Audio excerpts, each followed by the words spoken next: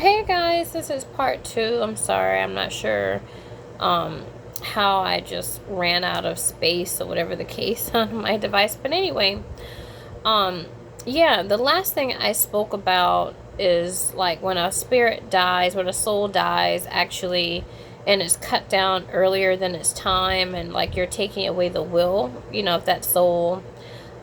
It will have a robust electromagnetic field that doesn't really subside like with a person who dies, as a result of old age. You see what I'm saying? Like some souls, they die of old age, and so they've had time to prepare, and they've accomplished what they wanted in that particular lifetime, whether it was to have a family or have children or a particular career, or to experience whatever it is the soul wanted to experience. You know what I mean? Like, it feels more quote unquote satisfied, and so, although it necessarily didn't experience everything it wanted, the electromagnetic field is weakened. Like when you go to the hospital, like, and you're dying or whatever, they shock you back to life with a defibrillator. So it's electricity. So that's why, like, a lot of times when people go ghost hunting or whatever, they have an e-meter, and so the e-meter is able to detect the electromagnetic field to see if there's something, other than like an electrical device that has like a robust, it's an area that has a robust electromagnetic field, and that's typically a ghost, right? And if it's a really strong, like robust electromagnetic field, it's a poltergeist, okay? And so poltergeist can like throw things around and, that type of thing. It's a loud, what is it called? Poltergeist means loud or something, like loud ghost or something. But anyway, the thing is that these particular souls, they wait for you to die so they can actually destroy you. And so you go through what you would call a quote unquote second death, and so, within this world, you have control, and you're like, okay, we're going to lie and steal and cheat and that type of thing to get what is due and what is owed to this person. But you have another world that you're going to go into. You see what I'm saying? Like, for example, everyone knows I was channeling for the British royal family, and like people like Meghan Markle and Prince William and that type of thing. And the thing is that like Prince William, despite the fact that he has a crown, and the whole entire institution is facilitating the environment for Meghan Markle with the hidden hand agenda, for her to actually meet her demise, you know what I mean? And to be cut down.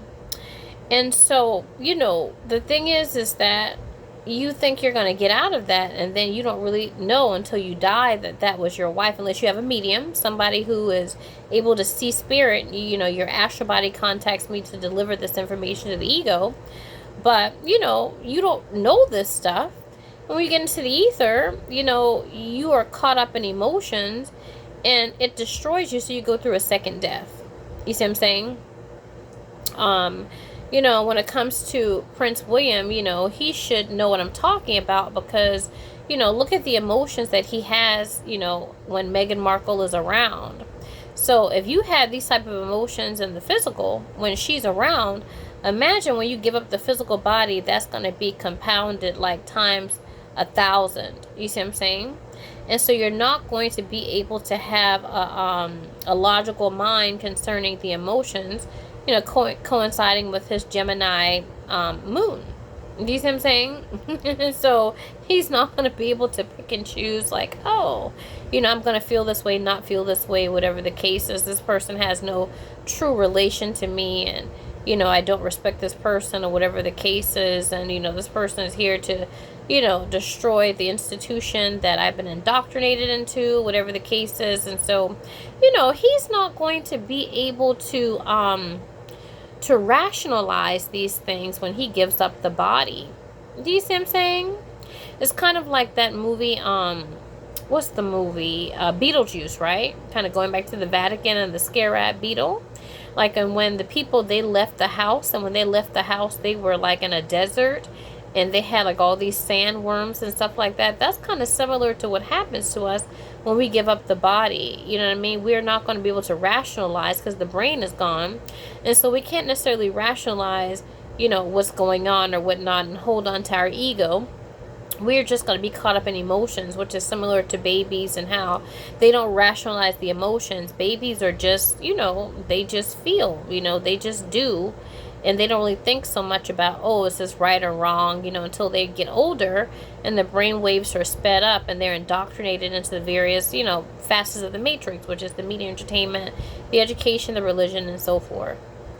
And so, going back to what Meghan Markle and Prince William and how their relation in the past life and how there's a lot of emotions that are still there that, Meghan doesn't really feel them because she's reached perdition, so she's totally cut off from this. But, Prince William is not. You see what I'm saying? So he really is still, kind of caught up in this in more subconscious ways than the ego. The ego doesn't really know, like, oh, that's my wife, but the heart does. You see what I'm saying? And so I feel like when it comes to this Nolan Wells situation, people feel like, if this were a real case, right? Like, say if it's a real thing, the judges and the parents and the search team and the police and, whoever it is, what is that, black activists or whatever the case is, and, like Al Sharpton or whatever his name, what is the guy, Ben Crump, whoever it is, the people were speaking about this. You think that, when it comes to these things, right, like if this is real, that you're going to escape judgment, and you're not. The emotions are going to, catch you after you leave the body. Do you see what I'm saying? And that person that passed away, who still has a very robust electromagnetic field, he's going to be waiting for you. And you're going to actually experience a second death. It kind of reminds me of, what is it? It reminds me of I remember my twin flame, he took me to see Giselle, right? At the Met in New York. And, one of the, what is it? The elites, what is it? I think it's a prince, right? He, in the play, or in the ballet, he actually dies a second death from the willies. The willies represent the will and desire of God. This is like basically symbolic of his subconscious feminine, right? And so this kind of goes back to, Prince Harry, whatever the case is, and how he's reached perdition. So, he's due upon his death to meet the subconscious feminine, which is going to destroy him and give him a second death. And so when you're cutting down someone's will, right, going back to the willies of Giselle, right, in the ballet of Giselle, you think that you're going to sidestep that. You're going to, rationalize it and make sense of it and whatever the case is, but you're not going to be able to do that.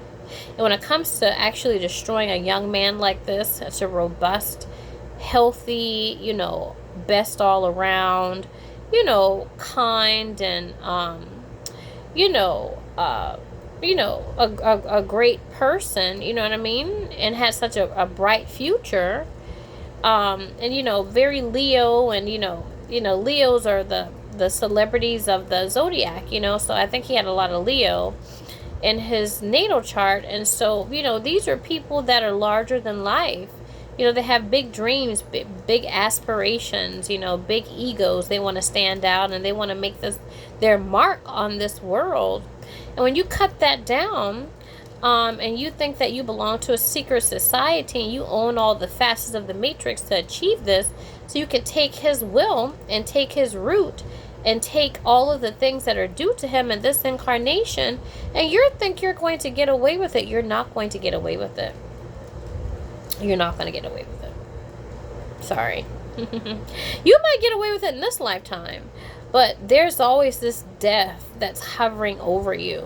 You know what I mean? And so, what you thought that you could enjoy from this person or get from this person, or even draining the life force of someone, because the thing about secret societies is they're evil. You know what I mean? Like, they don't really have any life themselves. So by looking at someone whose future is so bright and inflicting such harm and suffering, like drowning is a very what you call it, like horrible death. You see what I'm saying? And so you're getting a energetic, emotional kick out of seeing this person suffer, and you're like, ooh, this is going to quicken our, our energetic, emotional body, so we can sustain ourselves upon the astral plane. Because whenever you're sacrificing someone innocent, there's a transference of power, as opposed to like someone who deserves something karmically. You see what I'm saying? Like, if I kill someone and then you kill me, it's like the suffering is not as difficult. I'm like, okay, I killed somebody, so you're killing me, so I deserve it, so I'm able to withstand that punishment a little bit better, although it's still, a punishment. But when you know that you haven't done anything wrong and someone is actually draining your life force and torturing you and you did nothing wrong, it's very sadistic. And so it kills the person on multiple levels, mentally, physically, and emotionally. That's why in Christianity, they talk about the blood of Jesus, and, it goes back to the Romans and the Roman Catholic Church, which is basically the Volturi. When you're actually participating in, what is it called now? Communion. And you're like saying you're eating the body of Christ by eating bread, and you're drinking the blood of Christ, which is like, you're symbolic drinking wine. That's vampiric. That's a vampire. Why would you be doing that and having a ceremony of eating someone's body and drinking someone's blood? So when you're doing, stuff like that, that's going to affect you energetically when you leave the body. So you think that, okay, you're getting some type of kick out of this, right? Because you're like, I hate this person, I hate what they have, and I want what they have, and I envy them, and I'm jealous of them. But when you leave the body, because their electromagnetic field is so robust, right, they're going to be waiting for you. And you think that you might be weighing them down and torturing them, but really, I'm the first to say, like, the more you torture me, the more, like, robust my electromagnetic field gets, to where I'm waiting out there to have revenge on you. You see what I'm saying? Like, even, like, down to me. Like, people know I have my Jupiter, my Saturn, and Virgo. I think I have it in the 7th house. And so, like, coming back from Atlanta, because they didn't transfer my job in Atlanta, and I ended up getting another job, and the elite that bought my ass, he basically, paid the people off to let me go from that job. So, I mean, he did all type of shit, to make sure that I'm poor. And so coming back to, home or whatnot, it really conflicts with my energies in my natal chart with Jupiter and Virgo, because everything is in disarray. Like, going back to, like, feng shui and stuff like that. Like, if you go, like, to, shop at the Target or whatever, the Walmart, you go shop at the mall, things are set up in a way for the brain to be able to make sound decisions and go where it needs to go or where it wants to go, whatever the case is, and do things that are more in alignment with the soul. But when you actually deliberately create someone's environment to be in disarray, and they deliberately did it. I mean, my father, Mason, you know what I mean? So my father, like, in the room that my father, slept in, because my father is deceased, he has a picture of him and another Mason. Like, I thought that, my parents just kind of haphazardly picked this house, but this house is around the corner of a Freemason, Masonic temple. Do you see what I'm saying? So the Masons are definitely in alignment with, what's going on here. My energies are whatnot, and trying to place me in an environment to disintegrate my energies, and also too to bottle up my emotional body so I can develop, like, certain things like cancer and that type of thing. Like, my sister is like one of my main confidants, and so going through all of the trauma I went through in Atlanta and even in Las Vegas, and it's very difficult for me to even talk to my sister. She's like, I don't want to hear that, da da da. I'm like, well, who do I talk to? I don't have enough money to pay a psychiatrist, and the last psychiatrist I went to, he felt me up and that type of thing. And so I said to myself, okay, well, I can't really go to a psychiatrist that, will really help me, so I don't want to go that route again. And then I can't talk to my sister because she doesn't want me to express the, horrible emotions I went through in terms of, in Vegas and in Atlanta, and trying to, establish my roots and put some roots down and connect to my daughter, and, and trying to reestablish my family ties and that type of thing. And, my career, and people lying in my evaluations, making I don't have a place to live, and, you know, that type of thing. And I'm like, oh, let me go to my sister, talk to her. I don't want to hear about it. So that's bottling up the emotions. It's creating mental issues. You see what I'm saying? And so this is what the Masons do. You know what I mean? Like going back to Nolan and his mother not being very emotional in terms of what happened to her son dying a horrible death, and you don't have any tears. You're like, and mine, what the fuck is that? It would be best if you just kind of look very just blank and just be like, you know, she's just totally checked out. You see what I'm saying? Than to trying to pretend like you are crying when really you're not crying at all. Do you see what I'm saying? And so, like, the fact that my parents bought a house around the corner from a Masonic temple, and looking at my, you know, energies in my natal chart, trying to do things to, you know, bottle up my emotions, so I develop, like, you know, blockages in the body and, like, cancer and stuff like that. Although I do have the cure for cancer, actually. I know, right? I'm just that fucking wonderful. But anyway, yeah, I have the cure for cancer. So, you know, if I do, like, say, for example, based upon, because I'm trying to get out of here, but, you know, based upon the environment, say if, you know, I can't find a job early, whatever the case is, and I do develop these malignancies, I actually know what it takes to actually destroy the malignancies in my body. I know, right? Very, very crazy. But, yeah, because of the fact that, yes, I'm a divine being and I'm able to actually, you know, go within to be able to, you know, understand, okay, look, if I'm caught in this situation, this is a way for me to be able to get out of it. Do you see? So, you know, public enemy number one, you know, people are doing videos and things like that based upon other videos and comments and stuff like that I put on blogs. You see what I'm saying? And so you have the audacity to not mention my fucking name, but you have to do a whole fucking video based upon something that I said on a blog or a video that I did. Like, you're a fucking pathetic, disgusting whack of slack. You're a bitch bag of need. You're really a corny little whack slack. You know what I mean? Like, you really are. So, you know, the fact that you have to go out of your way to deliberately target me, and you don't have the fucking dick to say things to my fucking face, but you have a fucking dick to rape me tomorrow, in the future moment, you don't have a present moment. You need to go fuck Eckhart Tolle. You need to fuck a fucking Course in Miracles. When you want that worthless, shitty ass dick and ain't worth a stick of fucking gum and fucking, you need to fuck Lesson 1, the hero of the dream that says your worthless dick ain't worth shit. You have the nerve to call people crazy, but within A Course in Miracles and these damn fucking CIA doctrines, you're creating derealization and depersonalization, and then you come to me, you say that I'm fucking crazy? You're a fucking joke. Like, you're fucking disgusting, unfuckably worthless dicks. You got the nerve to fucking come to my fucking wedding to spit on the dick of a fucking rape rag of shit? You're absolutely worth nothing. And you people come to ceremonies like this to fucking sell me a fucking dick that you wouldn't want to fuck? You God's worst dick. You ain't even second best. Madonna, don't be coming to my fucking wedding. Talk about don't go for second best. Put your love to the test. You don't need diamond rings or 18 karat gold. You're like, bitch, make that bitch, make that bitch poor so your fucking 18 karat gold looks good to that bitch between her fucking legs because you don't have a dick. You got some fucking bacon wrapped shrimp. You got some fucking, like, cars and yachts and shit between your fucking legs, but you don't have a fucking dick.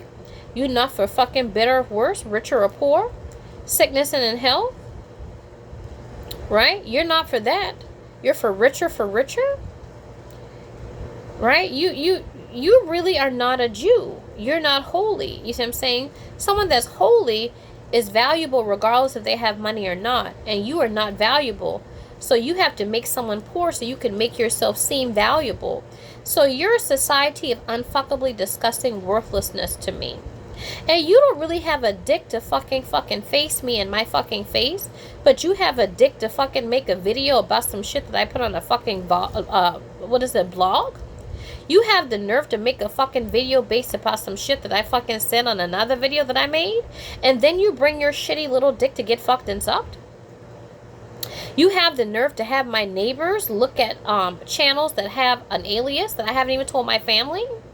You have the nerve to have people follow me to the fucking grocery store? Really? And then you weigh me down for pussy, and then you feel like it's legit to put your worthless riddle between my fucking legs.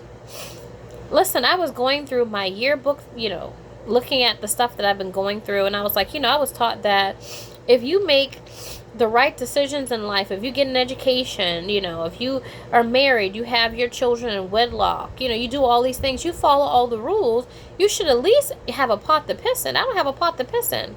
I was most likely to succeed and teacher's pet. My mother told me that character gets you places that degrees won't. I have both. And all I have is a fucking riddle rag of shit dick to fucking suck for some fucking shelter that doesn't even belong to me. And I should feel privileged to fucking suck him because of his name. He's got wealth that he himself didn't even work for, but he got it off the backs of slaves and other people. When I fucking work my ass off for the little bit of shit that I have, but he just inherited some shit, and he's respectable. And he's more respectable than me.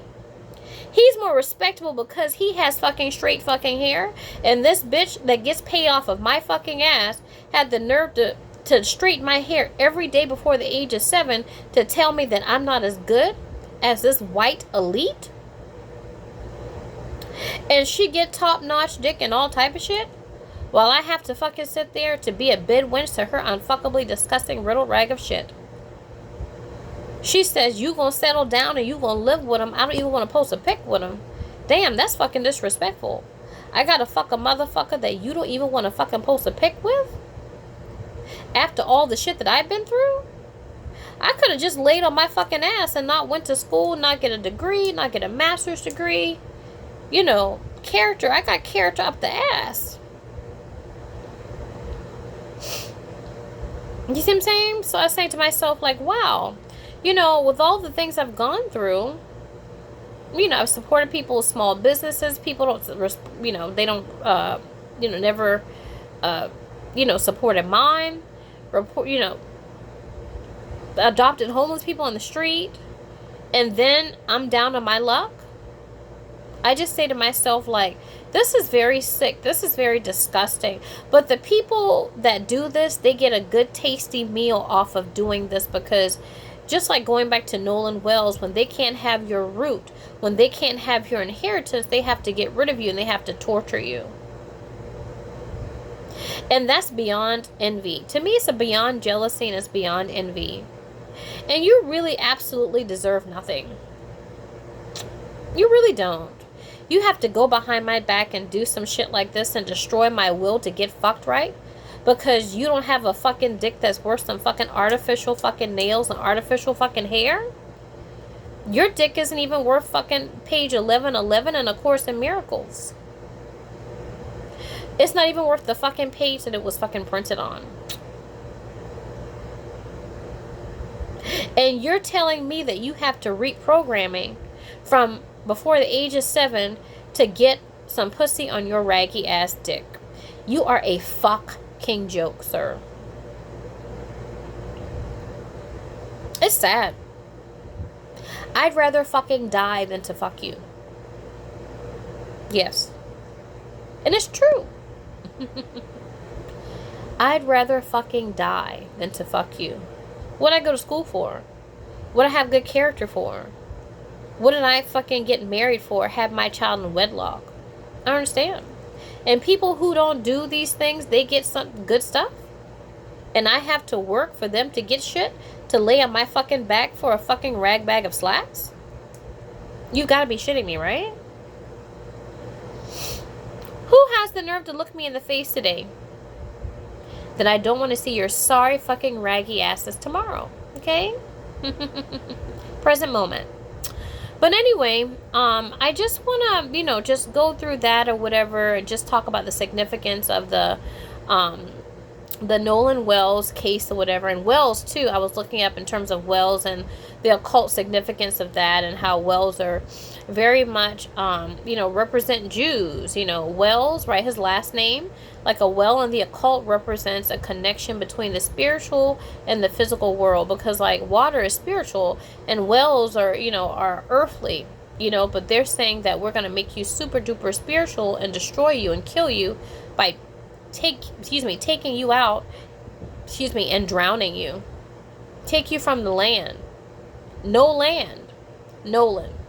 No land. You are a well, which means that you are spiritual within the earthly realm. You're a Jew. And so we're going to cut you down. We're going to destroy your root, destroy your inheritance, pay everyone off to do it, take you out somewhere where no one knows anything. And we'll cut you down. We'll take everything that you have, but you will pay for it in the ether. Like in the movie, not the movie, the ballet Giselle. And how this man, once he died, he was destroyed by the willies. The people who had wills, you took their wills, and guess what? You will be unfucked and sliced. You will be sliced down. You will experience a second death. These people are going to wait for you. I don't care if you get rid of me. I'll be waiting for you. I'm an Egyptian. One thing about Egyptians, we're very comfortable with death. We've died so many times that it's like, okay, it's just kind of commonplace to us. So we're waiting for you. You think that with the things that my life, that my soul had in mind in this particular incarnation, that you can just take that away for your own selfishness, so you can experience things that you told me wasn't worth anything, and fucking lesson 1 of A Course in Miracles? But that's what you want? It kind of goes back to, there's a video, I can't remember, it's called Psych to Go, I think, and they talk about the signs of a sociopath and psychopaths or whatever. But one thing about sociopaths, like, they tell you that, they hate certain things, but they allow those things into their life. So it's a bunch of hypocrisy. Now, if I'm hypocritical, these same people now, they are quick to point out you're being hypocritical and judging, but they themselves do this stuff. So it really goes to show that they are beyond disgusting and pathetic and desperate and needy. Nobody wants desperate. At least I know I don't. When you have to destroy someone by, killing them, and being psychological in terms of the killing and the ritualistic, aspect of it, creating, situations and stories in the occult to get your fucking rocks off psychologically. Because, the sociopaths and psychopaths are very psychological. These elite families and these secret societies, very psychological. You fucking see that I have Jupiter and Saturn and Virgo, and so you deliberately make sure that my environment is chaotic. So my subconscious, which is tied to these unfuckably disgusting elites, can take over so I can be destroyed, so a fucking elite with a shitty dick can get fucked right. So I can get fucked wrong on his fuck right sheets. Really? Wow, thanks. After being, teacher's pet, which goes to show that I have the utmost character. After being voted most likely to succeed, I don't have a fucking pot to piss in. I'm on the fucking street. I have a fucking car. I gotta walk to the fucking grocery store. I gotta walk my fucking happy ass in the fucking heat everywhere to get to where I need to be. People complaining about when they have to take me places? Really? And this is what the fuck I work for. You steal my fucking cars? You unlawfully repo my fucking cars? I fucking buy, every time I buy a car, you gotta take it back? Not transfer my job? Stalk me at my jobs? Really? All this shit to fuck your little shitty ass dick that's not for the fucking stick. For a bitch that has a fucking will. For a bitch that has the fucking, tree of life. A bitch that has the tree of life, she doesn't want a lazy little fucking raggy ass little rat-faced dick like you. She don't want nothing to do with you. But you need somebody who's petrified to clamp their pussy around your raggy ass worthless riddle of shit. If she's petrified, then I can feel like a man. I can come and save her. It doesn't matter what's right or wrong. It's just the feeling of the fact that someone is coming to save her after all she's been through. Who the fuck wants that? And you mean to tell me that after all the shit that I've been through in my life, that is a reward? Really? I wish you had a fucking dick to stand in my face. Truth hurts, doesn't it? And I don't mind the spiritual attacks and things like that I get. I'm sorry. My sinuses are acting up. Every time I do like spiritual work or whatever the case is, like this particular region gets overworked. Okay? But you, honey, you can actually have the fucking, audacity to, do these things, but you can't face me. That's sick. It's sick. It's sick. It really goes to show that you deserve nothing. You see? Like, one thing about me and people who are Christ-like figures, like, you know, like, I love Wendy Williams. One of the reasons why people love Wendy Williams is because Wendy Williams was there to say things that other people were thinking. She was there to, you know, she has some balance to it, you know, but she wasn't all out there. But she would say things that other people would want to say. And so we gravitate towards those types of people. You see? And so someone like me, I can say, like, for example, everyone knows I love Master, I love Nazir Ra. And I can say to Anahata, I want to fuck your man. You see what I'm saying? Now, see, the difference between you and I is that there are many of you viewing this that are judging me, saying you're a loose woman and you want to fuck somebody else's man and they're married, whatever the case is. But how many times have you thought about fucking somebody else's man? Or not even that, but went out of your way to do underhanded shit so you can break up a marriage so you can fuck someone's man, and did it on the low. And when you die, you think that you're going to not give penance in a second death in the next world. You are. Unlike someone like me who actually puts it and says, hey, you know what? This is what I want to do. If I do it, so be it, or whatever. I'm going to disclose and put all the cards on the table. I'm a naked woman. I'm an Egyptian. But you are not. You are a rag bag of slacks. You're so worthless, you can't even lick my fucking shit off the fucking floor. You're just that fucking worthless to me. And you think that you're going to not reincarnate to work out that fucking shit that you judge me for? You'll be coming back here until you can work it out, honey. So you can say in my fucking face what the fuck you've done and what you're doing to me. What you're doing to get someone else's man, someone else's inheritance, someone else's root. My own mother is about starving my ass, and she can't say in my fucking face that she starved me so she can get paid by the fucking elite. Are you fucking shitting me? She ain't fit to fucking lick my shit off the fucking floor. That's just how fucking worthless she is. You see? So, one thing about it, Egyptians, because we can have a different mom, different father, different children, different siblings, different associates, whatever the case is, these things change every lifetime. And there's very few souls that we see that are respectable. Okay? But you are not respectable to me. When you don't know how and why things have come to be and you judge, because judging is the lowest taxonomy of knowledge. It's not till you get into the why and hows that you truly discover how things came to be, and you can trace things back to their root. See, you're trying to be fucking God, but you're not fucking God, but you're judging. When you can judge a murderer, but you don't know what it feels to be a murderer. When you can judge a thief, but you don't know what it feels like to be a thief, right? You can't be a judge. These judges or whatever, right? A lot of them are thieves and murderers, but when you're a judge, right, you should be able to put yourself in the shoes of all parties involved. That's why if a jury has a certain, verdict or whatnot, the judge can supersede that. Because the judge is supposed to be able to put themselves in the shoes of all parties involved to say, I'm God in this bitch. I'm the honorable so-and-so. I'm to be honored. Because guess what? I know how I can see this case from every single vantage point. And because I can see it from every single vantage point, I'm here to make a sound judgment in terms of what should be done in this case. But when you're being paid off, and you can't see my point of view and this, that, and the other, well, what the fuck? What the fuck are you a judge for?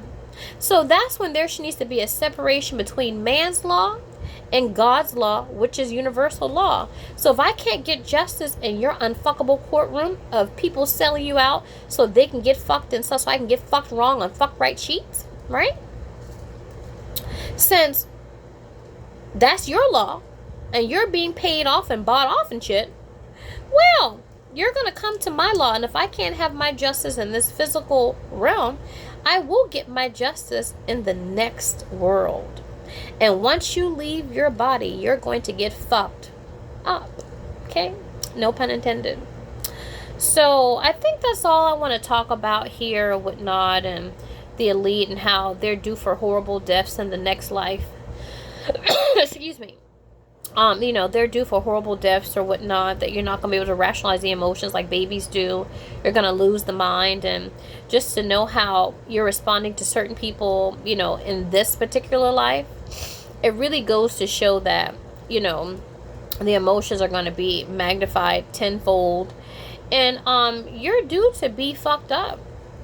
You know, it's just, that's just the way it is. So with Nolan Wells or whatnot, to that case or whatnot, into the elites and the people who are in on it, cutting people down so they have no land, and cutting down their will and their root and being in on it. And, you know, I mean, it's just going to show that they're saying that we can do whatever we want to do to you and no one's going to, you know, do anything about it because we own everyone. You know, who would actually, you know, kill someone and then take their cell phone and then, you know, not give it to the parents or whatever the case is, and delete stuff out the cell phone after the person has been, you know, shown up or whatnot and turns up dead. That's going to show, well, we get off with this, then we're just letting the public know that we're here to kill people, kill the black male, right? This is representative of that in Mississippi. And nobody's going to do anything about it. This is Jim Crow. This is crack slack. You see what I'm saying? Like when they burn crosses on people's lawns and, you know, like you can't get due process under the law. When I was in Vegas, I was like, okay, these things are happening to me. I should be able to get due process under the law. I can't, I'm physically assaulted at my job and nobody does anything about it. I go to a fucking attorney and I'm like, hey, you know, they're not paying me my contract that I signed. They dropped my salary 20 something, you know, $1,000 for no reason. These are the things that happened, you know. And the attorney is like, I'm not going to take your case because the government is involved in this shit, basically. He starts talking to me in mob lingo. I can't get due process under the law. So God's law is going to unfucking slice you down like a bitch bag of need. A wax slack of unfucky. Yeah. You're going to get cut down. Down, down, down, down, down. So you might be up in this world, and this world might be your world. And you might, you know, facilitate an environment for my demise and then try to blame it on me. Right? But like people like Meghan Markle, that's the evil bitch in the ether. That bitch? Oh hell. You think that you have the nerve to facilitate an environment to fuck over a Meghan Markle? And you think that you're not going to fucking pay? Do you know when that bitch came into me, I dropped everything. When she came and her astral body came and I was like, okay, what the fuck I gotta do? I was like, damn, I've been doing this, and this. I ain't got a pot to piss in, but she's evil as fuck. You see what I'm saying? So I'm like, okay, what do you want me to do? What information do you want me to relay? Whatever the case is, You gonna pay Meghan Markle. That bitch is evil. Here, she's nice and sweet and kind. But oh no, you think that you're going to cut her down and cut down her will and her desire and facilitate an environment for her to have depression and all these different things, and you got a lazy fucking dick? This bitch has a fucking Lilith and Scorpio. Lilith and Scorpio is a very sexual sign. You got a lazy dick. Nobody wants your fucking raggy ass dick. You're worth nothing. You're a psycho, a psychopath. You have no connection to your emotions. Sex is a very emotional thing. She's giving off her emotions to make you feel good on your wax lap. You're giving her nothing. And you're not even giving her like super duper money.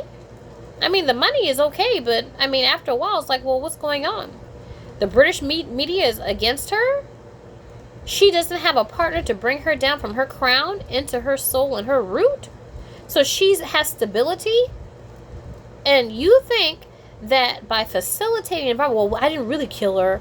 I, was just working with the British media and I fucked her wrong and, I did this and said this and whatever the case is. That's murdering someone. The elite families and, these secret societies and the Masons, whatever the case is, they're so fucking disgusting and delusional, right? They say that other people are crazy. When you're facilitating environments for people to harm themselves and then you're saying that you're not murdering them, it really goes to show that you are the person that's crazy. Do you understand? There's something wrong with you. It really is. But these people get together with other crazy people and they do these sadistic, crazy things and they think, oh, we're okay, we're wonderful, we're sane. We can judge other people for being crazy. Are you fucking shitting me? Wow. you're in for a rude, unfuckable awakening. Okay? So, for the most part, that's what I have to say. Whatever, you know, if I forgot something, it doesn't really matter, you know, because I think I've definitely energetically destroyed you before you fucking die anyway. So, you know, just to let you know, it gives you a little snippet of what you're in for.